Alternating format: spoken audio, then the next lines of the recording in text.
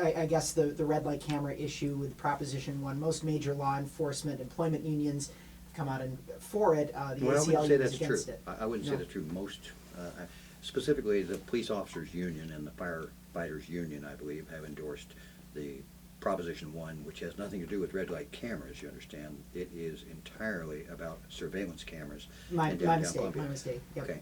Yeah, I mean, they're related issues. In fact, it's related to things like the fact that both the Columbia Police Department and the Sheriff's Department are now beginning to implement devices which will scan every license plate in our city. So there are a lot of surveillance activities going on. But the one that Proposition 1 deals with is a proposal to randomly place high-resolution telescopic lens surveillance cameras operated by the government throughout our downtown area. And there is no need for that. There is not a spike in crime in downtown Columbia. Downtown Columbia is a relatively low crime area, in fact, and many people question why downtown? Why don't we start with the areas of town that have more crime?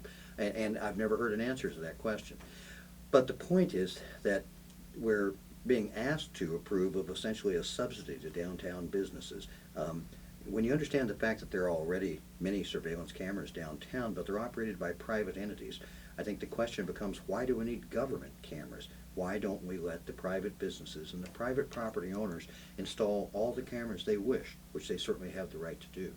One of the important reasons why we think it's a mistake to allow government surveillance cameras to be used is because the images produced by government surveillance cameras, unlike the private cameras, the images from government cameras are subject to the state's open records law, the Sunshine Law. And that means that anyone, not just journalists, but anyone who wants to use the images produced by those government surveillance cameras has the right to do so. I want to challenge you on that point just to say that many people Please do. are very aware of the fact that we live in a world where there are a lot of surveillance cameras. You know, you go into the bank, into the grocery Yeah. store. I guess, you know, and it comes back to this issue of the argument that there is no expectation to privacy in public. I wonder how you counter that argument.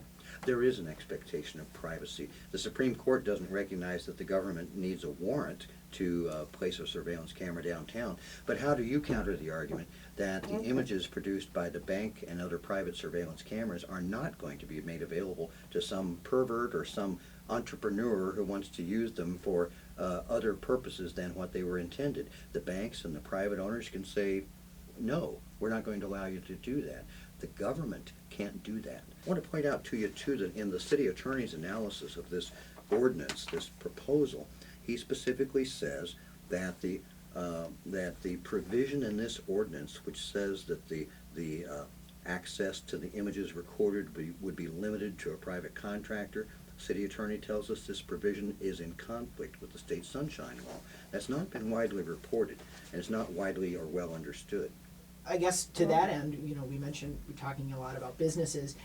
The fact that businesses are interested in keeping their areas safe. The special business district has come out in favor of this. Well, Some let me members be of business clear district about that, please. The, Yeah. the special business district never voted on this. There's a board of directors, and they voted to, at one point, they voted to offer $25,000 of tax money. It's not like somebody passed the hat and the businesses said, oh, let us put some money in. But tax money that's extracted from businesses and property owners under the special business district law was at one time offered. It's not even clear if it's still being offered to help subsidize these cameras. Here's the core issue. Here's the bottom line on this issue, Kyle. It is that they don't work. They don't work. Every scientific study, every serious academic study has shown that surveillance cameras in public streets and sidewalks do not reduce crime, and they do not help to solve crime. In fact, in London, where there are more surveillance cameras than any other nation, any other city on earth, the police department concluded last August that on average, for every 1,000 cameras in use, they may solve one crime per year. I know that the proponents of Proposition 1 like to say, oh, it's only 25,000 or it's only 12,000 or whatever figure they're picking at the moment. But the truth is, in order to surveil all of downtown Columbia would require many, many more cameras. And in order to surveil the rest of the town, for instance, perhaps the areas where crime is really a bigger problem, would cost a great deal more money. There has to be some nuance in the difference between Columbia and London, because we're talking about two very different towns and two very different big towns. I wonder if there are other examples. look at the other studies, look at the evidence, look at the science on this issue. Don't be swayed by anecdotal stories about how one assault was solved because of the surveillance cameras.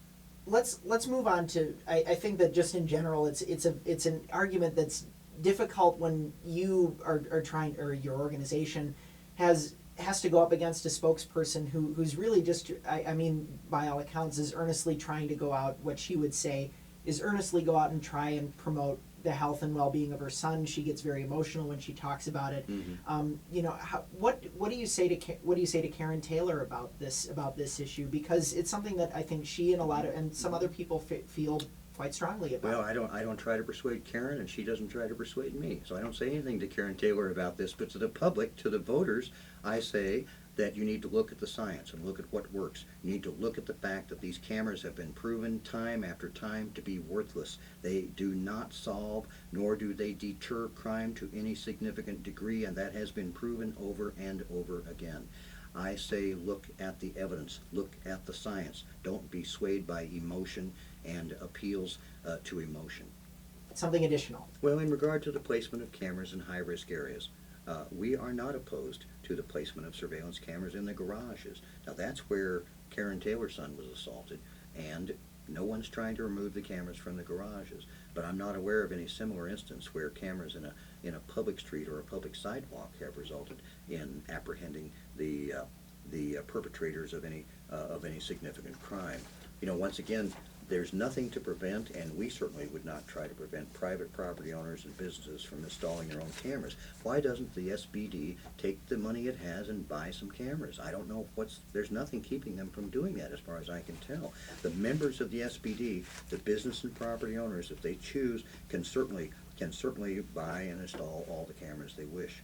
The fact is, though, that we are rapidly seeing a decline in human dignity and in human privacy. And regardless of what the Supreme Court chooses to say in regard to search warrants, that's a separate question from whether we want and whether it's wise to invite the government to place all of us under surveillance 24/7 in downtown Columbia. I guess this goes to, there's certainly an element to your argument of the principle, and kind of the big brother principle that there's That's absolutely right. And I wonder if, I think that there's that principle on one side, but on the other, there's the fact that Proposition 1 doesn't really lay out where these cameras are going to go. Mm-hmm. And it doesn't lay out a specific number of cameras. Mm-hmm. I wonder if we can really get so far into opposing this based on something that we really don't know. It really just gives us the opportunity to maybe maximize It seems to me the burden is on those who want the cameras to give us that information.